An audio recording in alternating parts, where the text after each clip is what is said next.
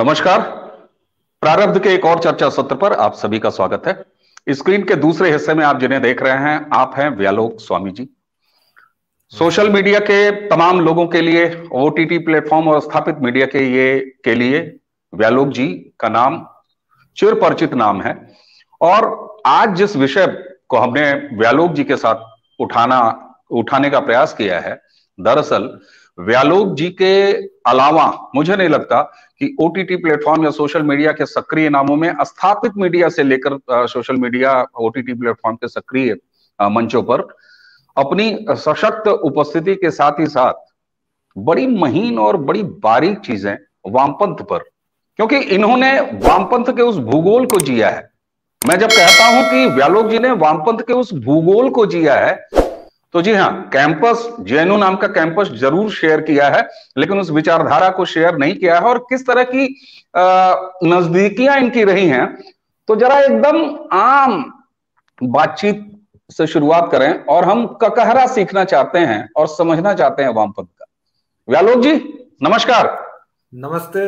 आपके साथ सभी दर्शकों का बहुत बहुत अभिनंदन, स्वागत, धन्यवाद। व्यालोक जी, वामपंथ क्या है?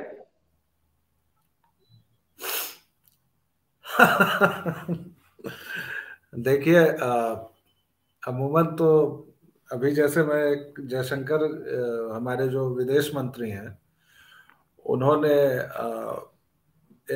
मैं उनका इंटरव्यू देख रहा था, तो जो एंकर था या था ही शायद, तो उसने कुछ बातचीत की और उसी क्रम में कहा कि केजरीवाल जी ये आरोप लगाते हैं कि 2014 के बाद, तो वहीं जयशंकर जी ने उनको रोका और कहा कि आपने शायद विदेश नीति पर कुछ गंभीर बात करने की बात कही थी, इसलिए मैं आया। अगर केजरीवाल की बात करनी है तो अभी कर लेते हैं या रहने देते हैं। तो वही बात है कि वामपंथ क्या है। मुझे लगा था कि हम लोग कुछ ठीक ठाक बात करेंगे, गंभीर बात, लेकिन आपने कहा कि वामपंथ पर बात करेंगे, तो ठीक है, बात कर लेते हैं। तो वही जयशंकर जी मुझे याद आ गया कि केजरीवाल की बात करनी है तो क्या ही बात करनी है, तो उसी तरह ठीक है। लेकिन ऑन अ सीरियस नोट, वामपंथ वह व्याधि है जो अभी भी लोग कह रहे हैं कि 2014 के बाद बहुत सारी चीजें बदली हैं। तो ऐसा क्यों हुआ है, उसकी बहुत सारी वजह हैं, क्योंकि 1999 में भी निज़ाम बदला था और अटल जी की जो छवि है, और अटल जी जिस तरह के स्टेट्समैन माने जाते हैं, मोदी जी को अभी वहां पहुंचने में तो समय लगेगा। और 5 साल अटल जी की सरकार रही। 5 साल क्या, मतलब 96 से 99 के बीच में, मतलब मिला जुला के अटल जी सशक्त तरीके से उपस्थित ही रहे। 5 साल तो पूरी तरह। तो उस दौरान ऐसा क्या नहीं हुआ और ऐसा क्या नहीं हुआ, बावजूद इसके तो वामपंथ वो है जिस बीमारी की जड़ें इतनी गहरी हैं कि अभी भी हम लोग इस पर चर्चा कर रहे हैं। अभी भी हमारे युवा जो हैं, जिनको हम और आप प्यार से लकड़बग्घे कहते हैं, मैं कहता हूं, आप कहते हैं या नहीं मुझे नहीं पता, मतलब जो थोड़े उग्र स्वभाव के हैं, जो गरम दल के हैं, तो हमारे लकड़बग्घे अभी भी उनके जाल में फंस जाते हैं, रिएक्शनरी हो जाते हैं, जबकि अब हमें एक्शन की जरूरत है जी। और अगर इसको मैं बहुत आसान शब्दों में कहना चाहूं तो वामपंथ वो है जो वह भिखारी है जो आपसे पैसे लेगा, अच्छी तरह आपसे बहुत सारे पैसे ले लेगा, खाना वाना खाएगा आप ही का, आपके घर पर सोएगा और फिर कोर्ट में जाके मुकदमा कर देगा कि अवनीश शर्मा जी मेरा शोषण कर रहे हैं।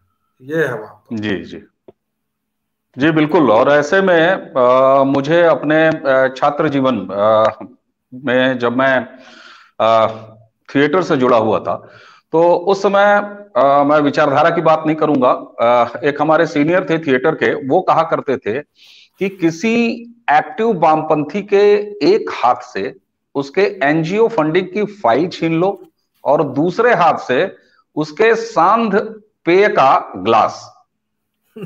वो तथाकथित सक्रिय वामपंथी भी 2 मिनट पे जमीन में लौट के और अपने प्राण त्याग देगा। तो आपने बिल्कुल वही बात की। बिल्कुल। अभी एक ताजा उदाहरण मैं दे रहा हूं।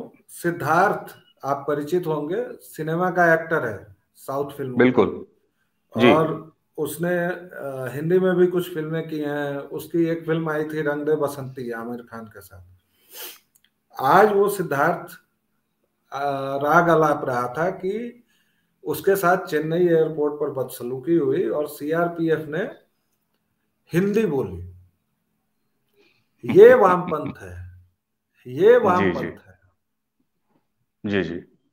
जो व्यक्ति 12 साल 10 साल पहले, मुझे लगता है कि इस रंग दे बसंती को आए हुए 12-15 साल हो गए होंगे, वो बिल्कुल। हिंदी फिल्म 15 आके एक साल। करता है, हिंदी फिल्म आके करता है, हिंदी जनता में अपनी उपस्थिति चाहता है, अपनी एक्सेप्टेंस चाहता है, अभी भी हिंदी फिल्में कर रहा है और कई मंचों पर ठीक ठाक हिंदी बोलता है। बिल्कुल और उसकी दिक्कत ये नहीं है कि वो तमिल बोलने की जिद कर रहा है। मैं जो भाषा का प्रश्न, हालांकि अभी हम लोग उस पर बात नहीं कर रहे हैं, लेकिन मैं भाषा का जो भी प्रश्न है, तो मैं सभी कट्टर तमिलों से या आंध्रा वालों से या किसी से भी कहता हूं कि मुझे ये मूर्खता समझ में ही नहीं आती कि आपसे, आप कहते हैं कि हिंदी थोपी जा रही है। हम्म हिंदी को थोपने की तो बात नहीं हो रही है ना, हम्म। अंग्रेजी को प्रतिस्थापित करने की बात हो रही है कि भैया आपने बिल्कुल जो अंग्रेजी को नंबर 1 बना रखा है वो हिंदी को बना दीजिए। और वो भी बिल्कुल नंबर 1 मत बनाइए, आप तमिल बनाइए, तेलुगु बनाइए, कन्नड़ बनाइए, जो भाषा है, जहां की भाषा है उसको रखिए, मैथिली रखिए, भोजपुरी रखिए, जो रखना है रखिए। हिंदी हम्म। को आप संपर्क भाषा रखिए। जो काम अंग्रेजी आज भी कर रही है वो काम हिंदी को करने दीजिए, बिल्कुल इसमें समस्या है। खैर, तो सिद्धार्थ ने गाना गाया कि मेरे बूढ़े माँ बाप को बहुत तंग किया, बहुत दिक्कत की, और हिंदी में बात कर रहे थे मैं सीआरपीएफ बातचीत की। वाले। मतलब बिल्कुल वामपंथ आपको कितना खोखला करता है, वामपंथ आपको। और ये सिद्धार्थ वही है जिसने साइना नेहवाल के बारे में बहुत ही अभद्र टिप्पणी की थी। जी जी जी। इसने वो अगर आपके पास वो ट्वीट मिले इसका, वरना मैं आपको स्क्रीनशॉट उसका भेज दूंगा, उसको भी लगाना चाहिए, लोगों को दिखाना चाहिए जी। कि इसने एक चैंपियन को, साइना नेहवाल के सामने सिद्धार्थ कहीं नहीं है, एक नचनिया बजनिया है।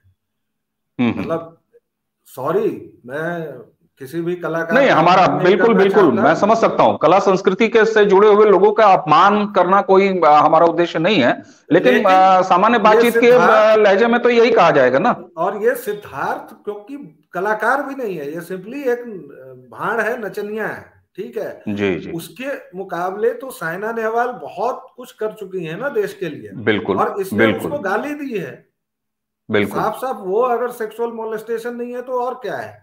और उसके बावजूद बिल्कुल हमारी जो फेमिनाजी दीदियां हैं, आरफा दीदी या साइमा दीदी, उनके मुंह से कुछ नहीं निकला। तो ये वामपंथ बिल्कुल है, वो आपको ये सिखाता है कि आप कुछ भी हो, आप रोने लगे। बिल्कुल। ये है अच्छा वामपंथ। अच्छा व्यालोक जी, मैंने आपने हालांकि बड़े मजाहिया लहजे में इस बात की शुरुआत की कि इतना बेसिक सा सवाल कहां पूछ बैठा मैं। दरअसल मैं रिप्रेजेंट कर रहा हूं उन तमाम लोगों को जो कभी आज के 5-7 साल पहले उसी सोशल मीडिया पे साथी और कामरेड शब्द से परिचित नहीं थे। कामरेड शब्द लिख जाने पर बहुत सारे लोग इनबॉक्सेस में या पर्सनल चैट में आके पूछते थे कि भाई ये कामरेड क्या होता है, वो साथी का मतलब क्या होता है जो आप लिखते रहते हैं। तो ऐसी एक विशेष मैं उसको अस्तरहीन नहीं कहूंगा, मैं उसको कम समझ नहीं कहूंगा, ऐसे लोगों को प्रणाम है, बहुत अच्छी समझ है। लेकिन वामपंथ जब इतने गहरे घुसा हुआ है, इतना गहरे बैठा हुआ है, हर क्षेत्र में बैठा हुआ है। आप सिनेमा की बात करें तो समानांतर सिनेमा के नाम से, आप अगर फिल्म की बात करें समानांतर सिनेमा के नाम से, अगर आप साहित्य की बात करें तो जब तक प्रगतिशील लेखक संघ की कोई पर्ची नहीं कटा लेता तो उसको लेखक और साहित्यकार मानने से इनकार कर दिया जाता है। लाल सलाम औपचारिक मंचों पर बोला जाना ये गर्व का विषय माना जाता है। और मैं तो एक समय ये कटाक्ष किया करता था कि लिखते हो अपने वैचारिक नारा कविता के रूप में, कहानी के रूप में, और कहते हो कि ये साहित्य है। कोई अगर उचक के पूछे कि अरे कामरेड ये कौन सी कविता है, तो कहते हो दरअसल ये नई कविता है।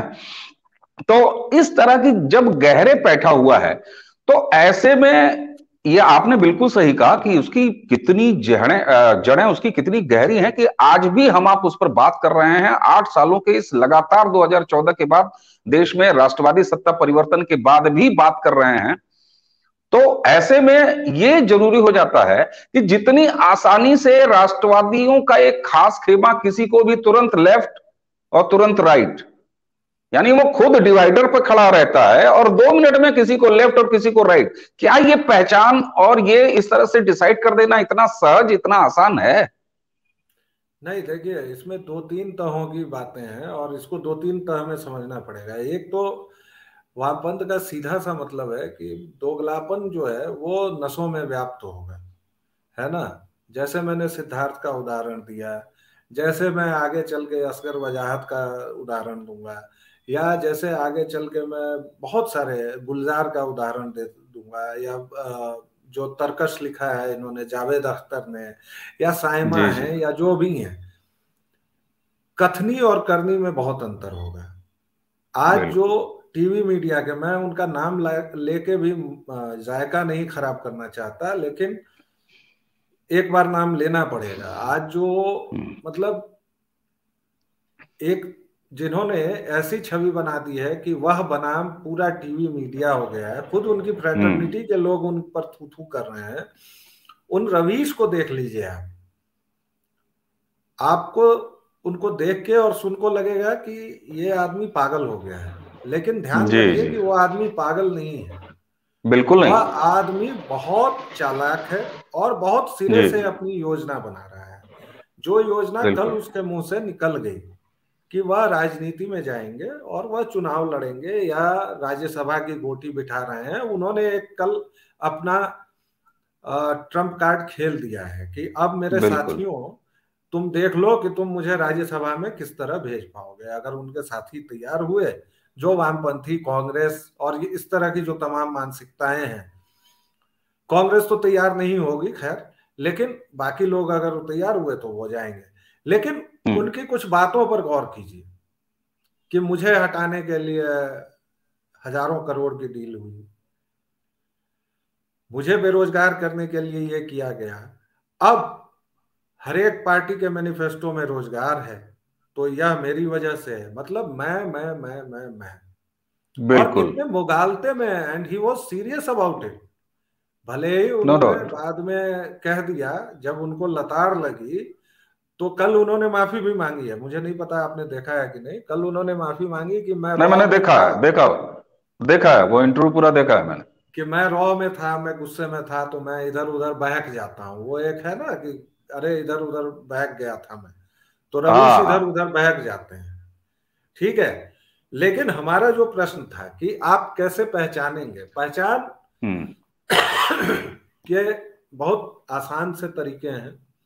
कथनी करनी में कोई समझदारी में, मतलब कथनी अगर अ होगी तो करनी ग्यो या ह क्ष त्र कुछ भी हो सकती है। कुछ भी हो कथनी सकता और करनी कभी भी एक समान नहीं होगी। है। दूसरी चीज यह है वामपंथ की कि अपने देश को हमेशा गरियाते रहना है, बड़ी पर्याप्त बात। मात्रा में।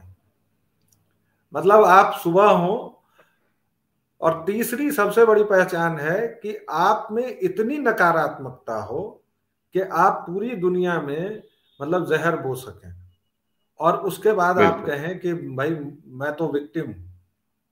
मतलब आपने पूरी दुनिया में आग लगा दी। अब यहीं पर फिर से मैं एक और, कि मैं 4 मजहब मानता हूं कुल मिला के। वैसे तो और भी हैं, जैसे किताबों पर आधारित धर्म अगर हम देखेंगे तो सिखिज्म भी किताब पर आधारित है, लेकिन जो बिल्कुल। एक मोनोथीज्म है, एक केश्वरवाद जो है, उसमें मैं ईसाइयत और मोहम्मदवाद के बाद तीसरा जो धर्म है वो है मार्क्सवाद, या बिल्कुल। मजहब जो है। बिल्कुल। आप मार्क्सवादियों की और मोहम्मदवादियों की आप तुलना कीजिए, आप उनका पैटर्न देखिए, सब कुछ एक जैसा रहेगा। मार्क्सवादियों की बातें आपको इतनी शानदार लगेंगी, लेकिन कर्म क्या है? केरल में देख लीजिए, बंगाल में देख लीजिए, जब तक बिल्कुल। थे। दीमक होते हैं ये, जहां रहेंगे खा जाएंगे, घुन की तरह बर्बाद कर देंगे। आप बिल्कुल। मोहम्मदवादियों की बातें सुने, गजल है, बिरयानी है, मुगल स्थापत्य कला है। हम लोग तो खैर जंगलों में रहते थे, हमें तो कुछ आता ही हम्म। नहीं था। तो वो तो हम्म। भला हो भाई साहब बाबर का, जो 56 घोड़ों पर आए और उन्होंने हमें सब कुछ दे दिया है। अजंता एलोरा के मंदिरों से लेके और बृहदेश्वर मंदिर और सब कुछ, भाई मतलब कमाल है। उसके बाद सूफी संगीत आ जाएगा, फिर गालिब आ जाएंगे। मैं गालिब का फैन हूँ, मैं मीर का फैन हूँ। मैं गालिब चचा को खूब सुनता हूँ, मैं गजलें खूब सुनता हूँ, मैं आप सुनते हैं, ठीक है। बिल्कुल। लेकिन लेकिन इसका मतलब ये नहीं है कि आप सच पर लिपापोती करेंगे। जावेद अख्तर जी, ये मैं नहीं करने दूंगा आपको। सच ये है कि आप लोगों ने ये कांड किए हैं, या हम्म। आपके पुरखों ने। चलिए, हमें तो ये कहा जाता है ना कि भाई तुम्हारे तमाम पुरखों ने, जिसका कोई प्रमाण नहीं है कि फलाने ने कान में डाल दिया तो नाक में डाल दिया तो तुम लोग यूरेशिया चले जाओ, नारे लग रहे हैं ना। हम्म। हम्म। आपको तो सच बता दिया जाता है कि भैया, जो जिंदा पीर आपके थे, टोपी सिल के गुजारा करते थे औरंगजेब जी, उन्होंने बिल्कुल। बाकायदा हस्ताक्षरित पत्र में लिखा है कि इतनों का कत्ल करो, इतने मंदिरों को तोड़ो। वो केवल हाँ हम हाँ। दे देते हैं कि भाई साहब ये देखिए, ये शाही फरमान है, फारसी में लिखा हुआ, तो हम कम्युनल हो जाते हैं। बिल्कुल। आपके दादाजी बाबर ने और हुमायूं ने, या जिसने भी अपनी आत्मकथा लिखी, दो आत्मकथाएं लिखवाई ना, अकबर ने लिखवाई और हुमायूं ने। उसमें जो जो गल्प हैं, जो जो शानदार बातें हैं कि हुमायूं किस तरह अफीम का अंटा भी लगाते थे, उसके बाद दारू भी लगा देते थे और सीढ़ियों से फिसलते भी थे, ये केवल हमने कह दिया तो हम गुनाहे अजीम कर बैठे। काफिर तो थे हम्म। ही, काफिर तो हम हैं ही। हमने ये बिल्कुल गुनाहे बिल्कुल। अजीम कर दिया कि अजीम भाई कर दिया। अरे साहब, सर सर तन से जुदा तक पहुंचा दिए जाएंगे आप, है ना। सेकुलरिज्म के जो प्राण प्रतिष्ठा करने वाले हैं, उस औरंगजेब के हम्म। खिलाफ हमने ये बात कैसे कह दी? जबकि हम नहीं कह बिल्कुल। रहे हैं, वो साला इटली का कोई, देखिए फिर से इटली आ गया, इटली का कोई यात्री था, इटली के बिल्कुल। यात्री ने बिल्कुल। लिखा है, लेकिन आप नहीं कह सकते हैं। तो मैं कुल मिला के वही बात कह रहा था कि हमारे जो नई पीढ़ी के लोग हैं, उनको एक तो पढ़ना बहुत चाहिए, बहुत पढ़ने की हम्म। जरूरत है। क्योंकि बिल्कुल। किस रूप में और किस इसमें आ जाएगा ना, जैसे आप जानते नहीं है, आपको लगेगा कि अरे रोमिला थापर तो बहुत विदुषी हैं, आपको लगेगा कि अरे विपिन चंद्रा तो बहुत विद्वान है। लेकिन इन लोगों ने क्या क्या कांड किए हुए हैं, क्या क्या कुकर्म किए हुए हैं, ये अगर आप नहीं जानेंगे तो आपके लिए इतिहास फिर उसी धारा में बहेगा, जिस धारा में आज तक इन लोगों ने इतिहास को मोड़ा है, चलाया है। बिल्कुल। बिल्कुल साहब, बिल्कुल साहब। और व्यालोक जी, जब आपने एक बात कही ना, किताबों से निकले हुए कुछ धर्मों की, और उस लाइन में आपने मजहब और मजहब धर्म जो है, मजहब है, उसके हम्म। साथ आपने मार्क्सवाद को जब मार्क्सवाद भी लाके खड़ा किया, मार्क्सवाद को जब लाके खड़ा किया, तो आप बिल्कुल सही कह रहे हैं। और उसका एक मैं उनके नारे तक में देखिए ना, मैं कभी भी लाल सलाम को लाल सलाम नहीं कहता हूं, दरअसल वो लाल अस्सलाम है। हाँ उनके बिल्कुल चरित्र है। को, उनके उनको उनका व्यवहार अगर आप देखिए, तो वो लाल सलाम नहीं है साहब, वो केवल सलाम नहीं है, वो लाल रंग के साथ दरअसल अस्सलाम का गठजोड़ है। तो वो तो उनके चरित्र में नजर आता है।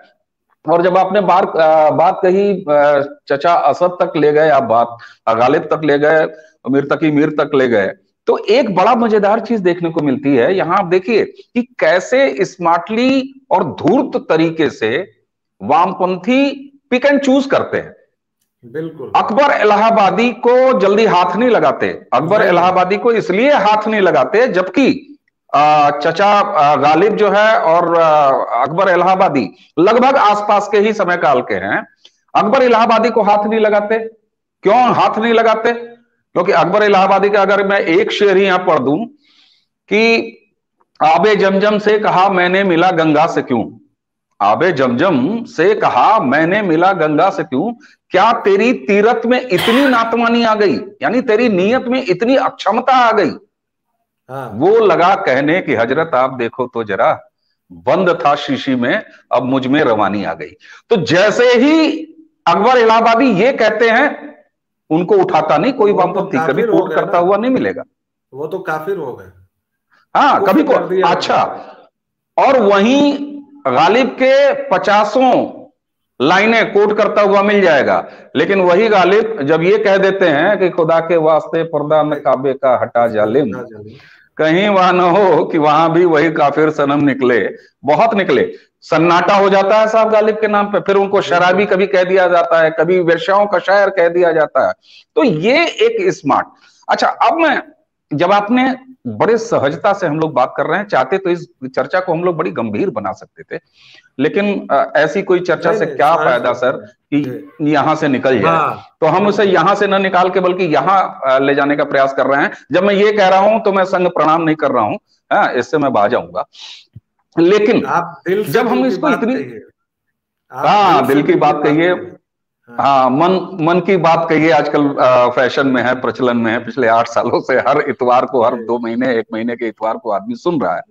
तो जब हम इतना सहज कर रहे हैं, तो उसी सहजता के साथ और जरा सा इसमें आगे बढ़ते हुए कि ये दरअसल ये पूरा एक खेमा, मार्क्सवाद या वामपंथ, जिसको मैं विचारधारा तो कहना ही नहीं चाहूंगा, दरअसल मैं कहता हूं ये एक पेशा है। बिल्कुल है। खाना कमाना वो एक पेशा है। अब ये पेशा तैयार कैसे हुआ, ये पेशेवर तैयार कैसे हुआ, ये कारकुन तैयार कैसे हुए कि उनकी जड़ें इतनी गहरी हुई कि आज तक भी हमें उन पर बात करनी पड़ रही है। ये दरअसल इकोसिस्टम इनका पूरा बना कैसे? देखिए इसमें चूंकि बहस बातचीत को बहुत गंभीर नहीं करना चाहूंगा, लेकिन फिर भी हम्म टुकड़ों में कुछ जानकारियां हैं मेरे पास जिनको शेयर कर रहा हूं टुकड़ों में, और वो पॉइंट वाइज बता देता हूं। एक पत्रकार होने के नाते मेरे पास ये सलाहियत आ गई है कि मैं गंभीर से गंभीर बात को बहुत मजेदार तरीके से कह दूं।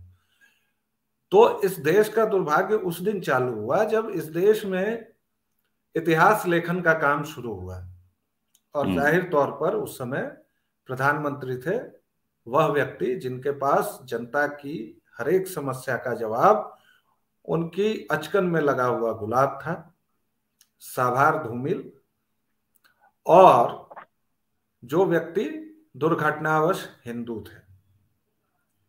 तो आप देखिए कि उस समय ही दो धाराएं आई थी। भाई विश्व युद्ध खत्म हुआ था, सोवियत संघ तब का मजबूत हो रहा था, और सोवियत संघ हम्म अपने पांव पसार भी रहा था, देशों में जा भी रहा था, और खास तौर से उसकी नजर उन जगहों पर थी जो लंबी गुलामी से तत्काल आजाद ही हुए थे। इसलिए आप हम्म, देखेंगे कि सोवियत संघ का प्रभाव भारत पर भी रहा, और उसी के साथ भारत के जी साथ जी जो मुल्क आजाद हुए थे उन पर भी। बिल्कुल। और हमारे चचा के सामने ये प्रश्न आया, क्योंकि राष्ट्रवादी इतिहासकार भी थे ना, आरसी मजूमदार हम्म वगैरह का जो खेमा था, जदुनाथ सरकार वगैरह, ये तमाम लोग जो थे।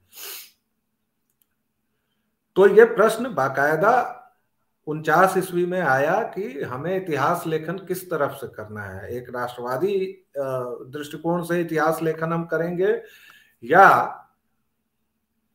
अब फिर से मुझे हंसी आएगी कि या हम ऑब्जेक्टिवली इतिहास को लिखेंगे। ठीक है, तो वो, बिल्कुल सही। तो चचा ने ऑब्जेक्टिवली इतिहास लेखन ऐसा करवाया कि वो हम्म पूरा का पूरा सब्जेक्टिव हो गया कि जेएनयू में चाहे कोई भी विषय आप पढ़ेंगे और चाहे कोई भी एग्जाम देंगे, तो हमारे समय कहा जाता था कि कबीर के फलाने गद्य की मार्क्सवादी दृष्टिकोण से व्याख्या करें,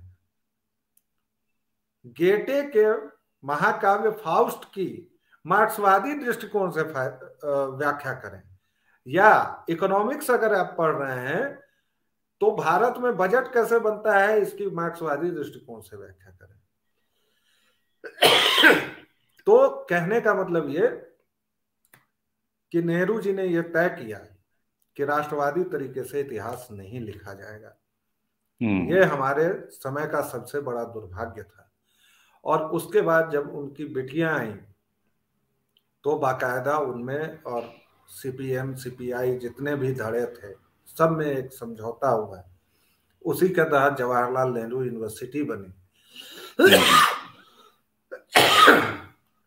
माफ कीजिएगा, वो यूनिवर्सिटी बनी, वो पूरे की पूरी सोवियत संघ के अनुदान से और उससे बनी है। हम लोग जिस लैंग्वेज लैब में काम करते थे या जाते थे पढ़ने, वो पूरी सोवियत संघ की बनी हुई है। और वहां जिस तरह से प्रोफेसर्स को रखा गया है, जिस तरह से उसमें घालमेल हुआ, कई प्रोफेसर्स ऐसे थे जिनकी मतलब न्यूनतम योग्यता भी वो पूरी नहीं करते थे, वैसे लोगों को रखा गया। आप चाहेंगे तो पूरी वंशावली है, पूरी वो लिस्ट है। तो नेहरू से लेके जो काम शुरू हुआ उसको इंदिरा जी ने एक व्यवस्थित मुकाम दे दिया। फिर राजीव जी चूंकि युवा नेता थे और हमारे देश में कंप्यूटर लाए थे कंधे पर लाद के, तो वो ज्यादा कुछ चूंकि इस सब में नहीं रखते थे, तो उन्होंने अपनी माता जी की लेगेसी को ही बरकरार रखा, फॉलो कर लिया। उसके बाद सोनिया ही जी हैं, तो वो पूरा एक दौर जो चलता रहा। तो आपको क्या लगता है कि 50 वर्ष अगर दीमक कहीं रहेगी तो आपको क्या लगता है कि क्या वहां की जड़ें, वहां की घास, वहां का कुछ भी बचा रह जाएगा क्या? बिल्कुल बिल्कुल। आपकी संविधान सभा में 6 ऐसे लोग थे जो बाकायदा इस बात पर जीते थे कि भाई विभाजन हो जाना चाहिए था। धन्यवाद दीजिए सोशल मीडिया का और इतिहास की जड़ें उखाड़ने वाले जो स्वयंसेवक हैं। मैं अभी भी कह रहा हूं कि मुझे इस सरकार से एक शिकायत जो है कि संस्थागत तौर पर ये नहीं हो रहा है। बिल्कुल। अभी भी स्वयंसेवक ही ये काम कर रहे हैं कि इतिहास की जड़ों को खोद रहे हैं, और वहीं से ये चीजें आ रही हैं निकल निकल के, इनके सारे काले चिट्ठे सामने आ रहे हैं। तो अब ये बिलबिला रहे हैं, ये कह रहे हैं कि जिसको देखिए वो इतिहासकार बन जाता है। अरे भैया, आप ये बताइए कि पुष्पेश पंत काहे के इतिहासकार हैं भाई? रामचंद्र गुहा कहाँ के इतिहासकार हैं? बड़ी अजीब सी बात है, बिल्कुल सही बात है। आपको जिसको मनाया, जिसके पास पार्टी का कार्ड है, आप अगर पत्रकारिता कर रहे हैं और सीपीएम के कार्ड होल्डर हैं या सीपीआई के, तो यह आपके लिए गर्व की बात है। लेकिन आज अगर कोई भाजपाई है, मैं कहता हूं कि भाजपाई है, हालांकि भाजपाई कोई कार्ड वार्ड नहीं देते हैं, वो 25 रुपए का शायद सदस्यता वदस्यता कटाते हैं या 100 रुपए की, पता नहीं। हाँ, 550 रुपए या ऐसा कुछ, या सदस्य और सक्रिय सदस्य का उनके यहाँ कॉन्सेप्ट है। जी या जी। मिस्ड कॉल से बनवाते हैं, लेकिन वो कार्ड तो नहीं करते हैं ना इशू। हाँ बिल्कुल। आपके यहाँ कार्ड इशू होता है, पोलित ब्यूरो के मेंबर हैं और वो लोग बड़े बड़े लिखार, बड़े बड़े पत्रकार बने हुए थे, तब आपको कभी कोई दिक्कत नहीं हुई। भाई आपका भी एक विचार था, इन लोगों का भी एक विचार है, ये लोग भी आपसे लड़े 50 साल, आप भी लड़ लीजिए, देख लीजिए जनता का क्या, किसको समर्थन मिलता है। तो जनता का समर्थन तो आपको इतना जबरदस्त है कि गुजरात में जितनी कम्युनिस्ट पार्टियां थी, जितनी, ध्यान दीजिएगा, सभी दर्शक भी इसको सुने कि गुजरात में अभी जो चुनाव हुआ उसमें कम्युनिस्टों के सारे धड़े मिलकर जितना वोट लाए, उनसे ज्यादा वोट नोटा पर पड़ा है। बिल्कुल, ये आप जान लीजिए।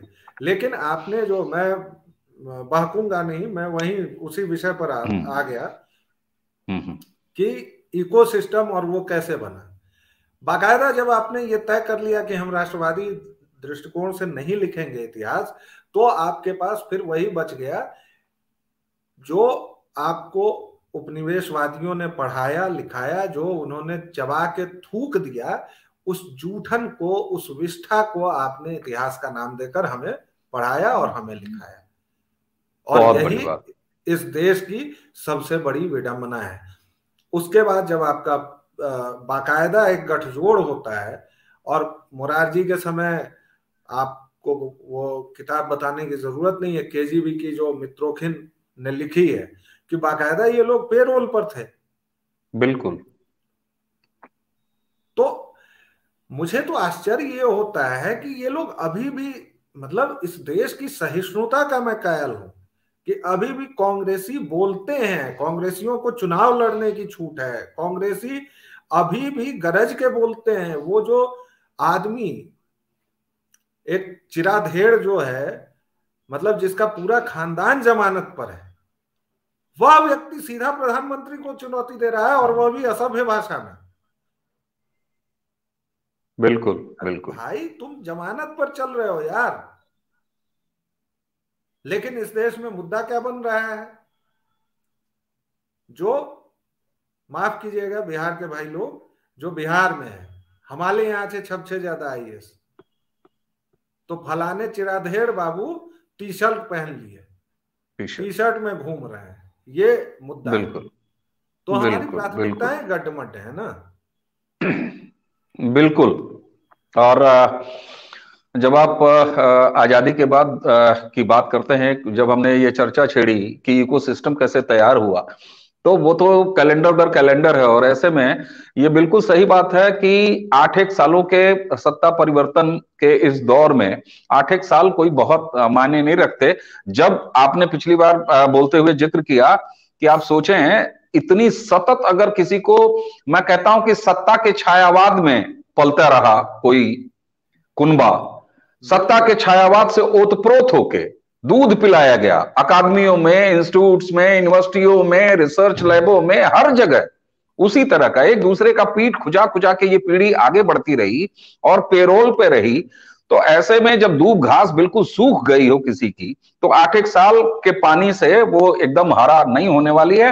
हालांकि यहां आपने उस दर्द को कहा, और उस दर्द को लगभग महसूस किया जाता है कि संस्थानिक रूप से अभी भी काम उतना नहीं हो रहा है जितना कि स्वयंसेवक और फ्रीलांसर्स कर रहे हैं। व्यालोक जी, वामपंथ को समझने की शुरुआत हमने सरल शब्दों में की तो थी, लेकिन मुझे नहीं लगता है कि ये इतना सहज काम है और इतना एक सिटी की चर्चा में हम इसको पूरी तरह समझ पाए। आगे इस चर्चा के दूसरे खंड में हम इसके और हिस्सों पर आपसे बात करेंगे, और आप बेहतर समझते हैं ओटीटी प्लेटफॉर्म की एक अपनी बंदिश है, एक अपनी समय का फॉर्मेट है। तो मैं आपको बहुत बहुत धन्यवाद दूंगा, और साथ में ये तगादा भी करूंगा साधिकार कि अगली बार हम लोग इसी से आगे चलेंगे, और लेफ्ट पटरी पर ही चलते हुए जरा समझेंगे कि कहां लेफ्ट, राइट, सेंटर, और सेंटर पे भी आएंगे, और एग्जैक्ट है क्या मामला। हम आपसे बातचीत करते करते, हमारे जरिए, प्रारब्ध के जरिए, और आपके अनुभव के जरिए, आपके ज्ञान के जरिए, आपकी समझ और बारीक नजर के जरिए इसको और आगे गुनते रहेंगे, बुनते रहेंगे। तो इस सेशन के लिए आपको धन्यवाद देना चाहूंगा। बहुत बहुत धन्यवाद आपका, और हमारे सारे दर्शकों को एक बार फिर से प्रणाम। आपका धन्यवाद कि आपने इस प्लेटफॉर्म पर बुलाया, और प्रारब्ध का मैं बहुत समय से फॉलो करता रहा हूं। आपका प्लेटफॉर्म जिस तरह के विषय उठाता है, जिस तरह की चीजें सुनाता है या लिखता है, वह मुझे बहुत पसंद है। आपको शुभकामनाएं, और तगादा नहीं, यह आपका अधिकार है, आप जब भी मुझे बुलाएंगे मैं हाजिर हो जाऊंगा। थैंक यू जी बड़े भाई, धन्यवाद। और इसी के साथ चलते चलते एक बार फिर वही पुराना नहीं हो रहा, प्रारब्ध आपका अपना मंच है। इसे अगर अब तक आपने सब्सक्राइब नहीं किया है तो सब्सक्राइब कर लीजिए, हमें देखते रहिए, पढ़ते रहिए, और साथ में नीचे कमेंट्स में आके डांटते और समझाते भी रहिए कि हमें आगे किस तरह के मुद्दे उठाने हैं, किस तरह की बातचीत आपको पसंद है। तो एक बार फिर व्यालोक जी को नमस्कार करते हुए, धन्यवाद देते हुए, आप सभी को नमस्कार।